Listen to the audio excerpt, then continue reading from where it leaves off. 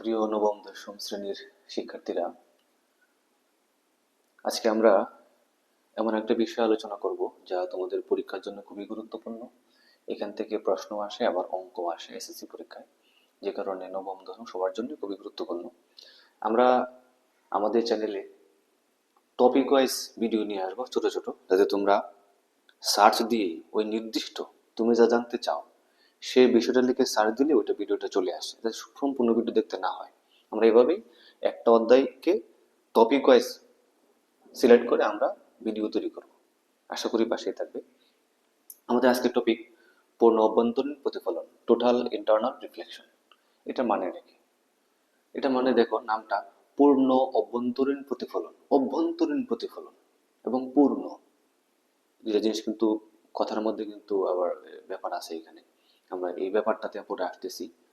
পূর্ণ অভ্যন্তরীণ প্রতিফলন বলার কারণ হলো এখানে 100% প্রতিফলন হয়, কিন্তু আমরা জানি যে কোনো যখন প্রতিফলন হোক, এখানে কিন্তু কোনোটা 100% হয় না।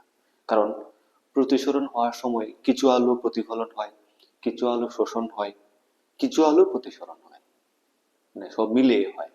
আবার প্রতিফলন হওয়ার সময় কিছু আলো প্রতিসরণ হয়, কিছু আলো প্রতিফলন হয়, কিছু আলো শোষণ হয়। কিন্তু একমাত্র এই পূর্ণ অভ্যন্তরীণ প্রতিফলনের সময় কেবল 100% প্রতিফলন হয়, যে কারণে আমরা কিন্তু হীরাকে খুব উজ্জ্বল দেখি, রংধনুকে উজ্জ্বল সুন্দর দেখা যায় এই পূর্ণ অভ্যন্তরীণ প্রতিফলনের জন্যই। কারণ পূর্ণ অভ্যন্তরীণ প্রতিফলনে 100% আলো প্রতিফলিত হয়। এখন দেখি এটা কিভাবে ঘটে। আমরা জেনারেল যে প্রতিসরণটা সেটা আমরা এই ছবিতে দেখতে পাই। আমরা বিবেচনা করলাম হালকা মাধ্যম, ঘন মাধ্যম। বিষয়টা খেয়াল করো, হালকা মাধ্যম, ঘন মাধ্যম, দুইটা মাধ্যম নিলাম। এটা দুইটা মাধ্যমের বিভেদ তল, এটা দুইটা মাধ্যমের বিভেদ তল। হালকা মাধ্যমের প্রতিসরাঙ্ক n1, গণমাধ্যমের প্রতিসরাঙ্ক n2 ধরলাম। এখন গণমাধ্যম থেকে হালকা মাধ্যমে আলোক রশ্মি যাবে। এই পূর্ণ অভ্যন্তরীণ প্রতিফলনের শর্ত এটাই যে গণমাধ্যম থেকে আলোকে হালকা মাধ্যমে যেতে হবে, অন্যথায় এটা ঘটবে না। তো এটা গণমাধ্যম।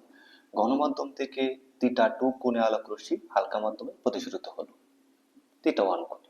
দেখো এখানে কিন্তু আমরা জানি গণমাধ্যম থেকে হালকা মাধ্যমে আলোক রশ্মি প্রতিসরিত হওয়ার সময় অবিলম্ব থেকে দূরে সরে যায়। এখানে θ2 কোণটা থেকে কিন্তু θ1 কোণটা বড়, কারণ এটা অবিলম্ব থেকে একটু দূরে সরে গেছে। এখন এইদিকে আমরা যত কোণ বাড়াবো, এইদিকে প্রতিসরণ কোণের মান তত বাড়বে। এখন আমরা দেখি দ্বিতীয় ছবিতে চলে আসি। এখন দ্বিতীয় ছবিতে আমরা আপতন কোণের মানটা আরেকটু বাড়াই। এখন আপতন কোণের মানটা বাড়াতে বাড়াতে এমন একটা পর্যায়ে আসবে যখন প্রতিসরণ কোণের মানটা 90 ডিগ্রি হয়ে যাবে। যখনই আপতন কোণের মান বাড়াতে বাড়াতে এমন পর্যায়ে হবে যে প্রতিসরণ কোণের মান 90 ডিগ্রি হবে, অর্থাৎ প্রতিসরিত রশ্মিটা এই বিভেদ তল ঘেঁষে যাবে। অর্থাৎ প্রতিসরিত রশ্মিটা প্রথম মাধ্যমে হালকা মাধ্যমে থাকবে না, আবার গণমাধ্যমেও থাকবে না, সে থাকবে একটা ক্রিটিক্যাল পয়েন্টে। মানে সে কিন্তু বিপদের মধ্যে আছে, সে গণমাধ্যমেও না আবার হালকা মাধ্যমেও না, সে একটা ঝামেলার মধ্যে আছে, মানে ক্রিটিক্যাল। এই জন্য এটার নাম হলো ক্রিটিক্যাল অ্যাঙ্গেল, মানে সংকট, মানে সংকটজনক অবস্থায় সে আছে। মানে হালকা মাধ্যমে থাকতে পারতেছে না, আবার প্রথম মাধ্যমে আসতে পারতেছে না, এই জন্য সেটা ক্রিটিক্যাল মোমেন্টে আছে। এই জন্য এটার নাম হচ্ছে ক্রিটিক্যাল অ্যাঙ্গেল বা সংকট কোণ।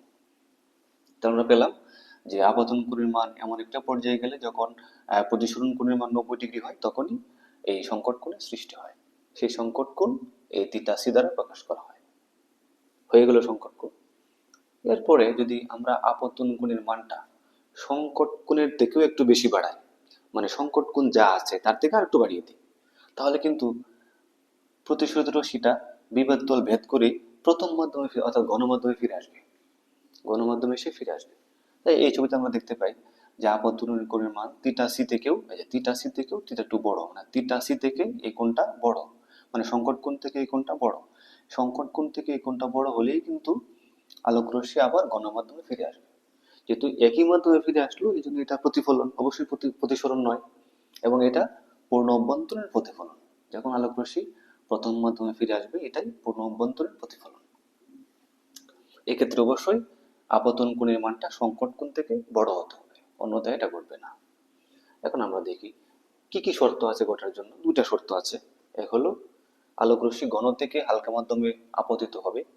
আবার হলো আপতন কোণের মান সংকট কোণ থেকে বড় হবে। এই যে theta C, theta two greater than theta C, মানে আপতন কোণের মানটা সংকট কোণ থেকে বড় হতে হবে, তখনই কেবল পূর্ণ অভ্যন্তরীণ প্রতিফলন ঘটবে। এখন আমরা যদি কিছু অঙ্ক আসে পরীক্ষায়, এই রিলেটেড একটা অঙ্ক আসে প্রায় বিভিন্ন বোর্ডে, তা আমরা এই জন্য এটা লিখলাম। এখন আমরা যদি প্রতিসরণের নর্মাল যে সূত্রটা, স্লেনের সূত্রটা আমরা জানি, n1 sin theta 1 equal to n2 sin theta 2। তো এখানে n1 sin 90 ডিগ্রি লিখলাম। দেখো এখানে কিন্তু যখন আমরা সংকট কোণের কথা বিবেচনা করব তখন কিন্তু এই ছবিটা প্রযোজ্য হবে। দেখো n1, এই যে n1 sin theta 1, theta 1 এর কোণ কত? 90 ডিগ্রি, এজন্য আমরা 90 ডিগ্রি বসাই দিলাম। তো n2 sin theta c, c কেন? কারণ এখানে সংকট কোণের মান theta c, কারণ সকল কোণকে থিটা সি দ্বারা প্রকাশ করে, এই জন্য থিটা টু হয়ে গেল থিটা সি। এখন সাইন 90 ডিগ্রি মান 1, আমরা 1 বসিয়ে দিলাম। তা রইল n1 equal to n2 sin theta C. তো n2 sin theta C equal to n1, সুতরাং sin theta C equal to n1 by n2। এখন এখান থেকে আমরা যদি প্রতিসরণকের মান পরীক্ষা দেওয়া থাকে তা থিটা সি ইজিলি বের করা যাবে, ইনভার্স বসিয়ে ক্যালকুলেটর ইজিলি বের করতে পারো, সাইন ইনভার্স দিয়ে বের করা যাবে।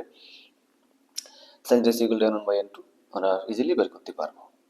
আবার যদি একটা কোণের মান বা একটা এই প্রতিসরণ কোণ দেওয়া থাকে তাহলে বাকিগুলো বের করা যাবে। তো আমরা আশা করি এই সূত্র ব্যবহার করে আমরা পূর্ণ অভ্যন্তরীণ প্রতিফলনের প্রবলেমগুলো সলভ করতে পারবো। এভাবে আরো তাহলে আমাদের যে ওই চ্যানেলটা তোমরা সাবস্ক্রাইব করো আর ফলো দিয়ে পাশে থাকো, আরো এরকম সুন্দর সুন্দর টপিক ওয়াইজ ছোট ছোট ভিডিও পাওয়ার জন্য। ধন্যবাদ সবাইকে।